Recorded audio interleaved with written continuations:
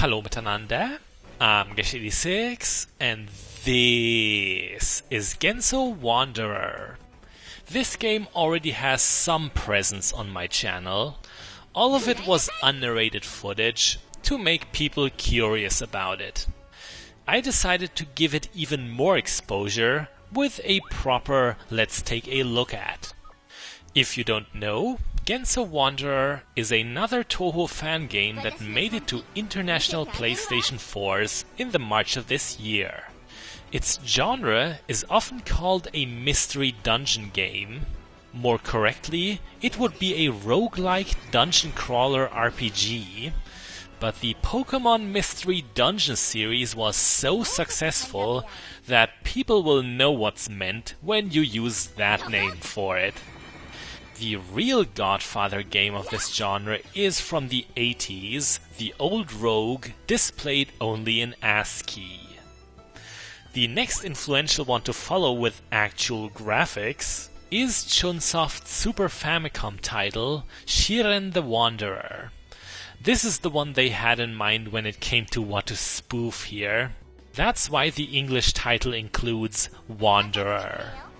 The action may seem very fluid, but everything is strictly turn-based. You can take as long as you want to make smart decisions, and smart they have to be, because this game is hard. Before we go on with that, here's Mamizo's Shop, an event you can stumble upon in the procedurally generated dungeons. We'll buy a super big red bean cake, a food item that is used to keep your tummy value up. Hunger management is an important part of the game. It's not too annoying if you're meticulous enough about it. Back to why this game is hard. Mistakes and failures will be punished very harshly. That is a staple of roguelike dungeon crawler RPGs in general.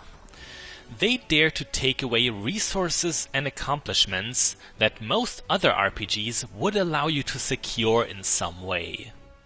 In the lower right, for example, it says we're at floor 35 of 38 in our current dungeon. Should we die now, those 35 floors of progress are gone. Next up, we'd have to say goodbye to our 16,000 yen. You can only bank your money if you flee from or beat a dungeon. What would also be taken away on a death is our level. Reimu would go back from 33 to 1 then. Character levels are a very temporary thing in Genso Wanderer. What a break from tradition, huh? In most RPGs, you'll find few things as permanent as experience and levels. Roguelikes gotta be hipster. In the room to the south, there was a green symbol. That is your stairs leading down. We are now at floor 36 of, well, where are we anyway?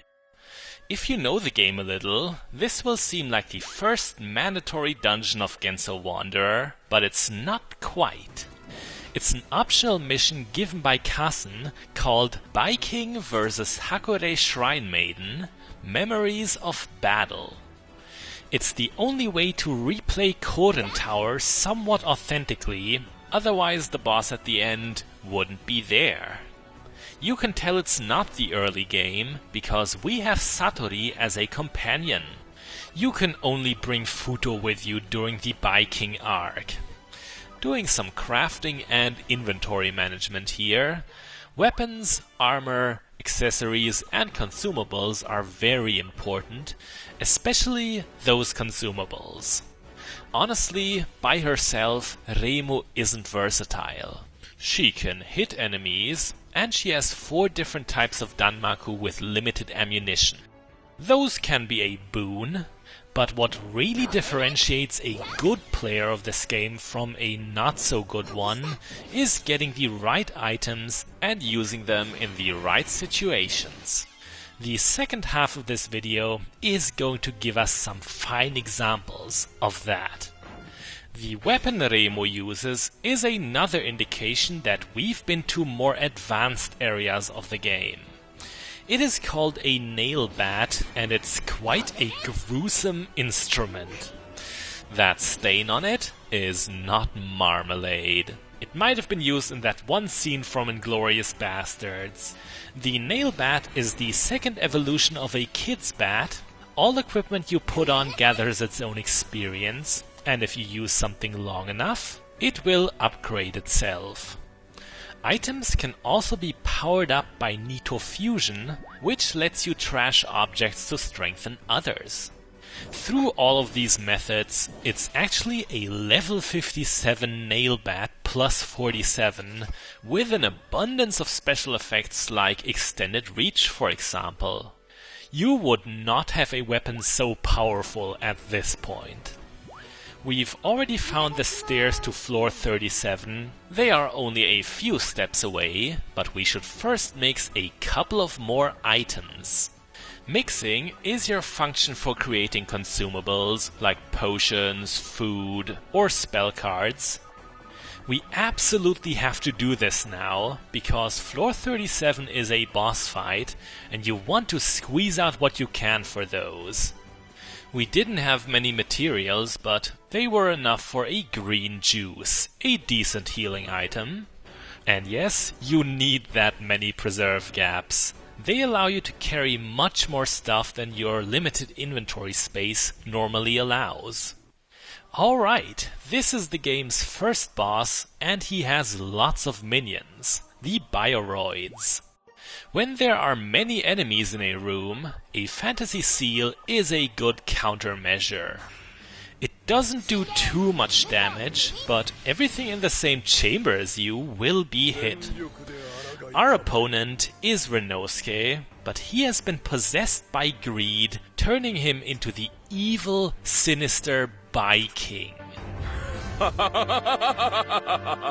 Let me tell you, his voice actor is amazing. He's an unbelievably over-the-top villain. Seriously, the king of ham. When Renosuke is his usual self, he's very cool and smooth sounding instead.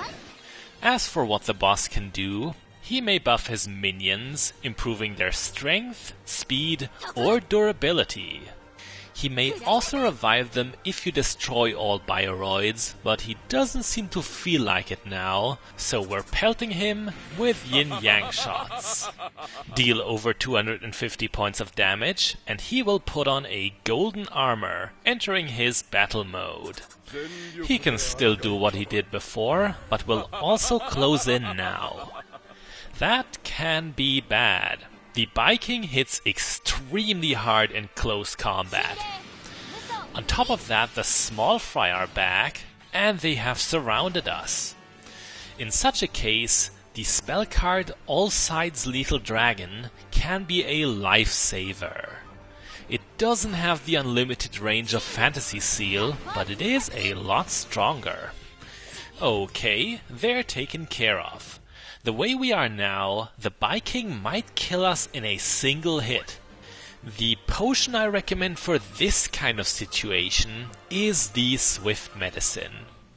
These are really valuable, a great item. Swift Medicine doubles your speed for several turns. That means you get twice as many actions as your enemies. That is so good, almost a little overkill here. We've really become noticeably overpowered. Take a look at our damage, 136. That is a whole lot. Can you believe how strong we've gotten, Mr. Bai-King?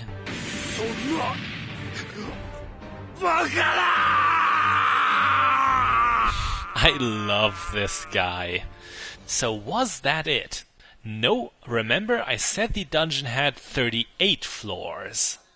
There is a second phase to this boss, and it's not much harder if you know the proper approach.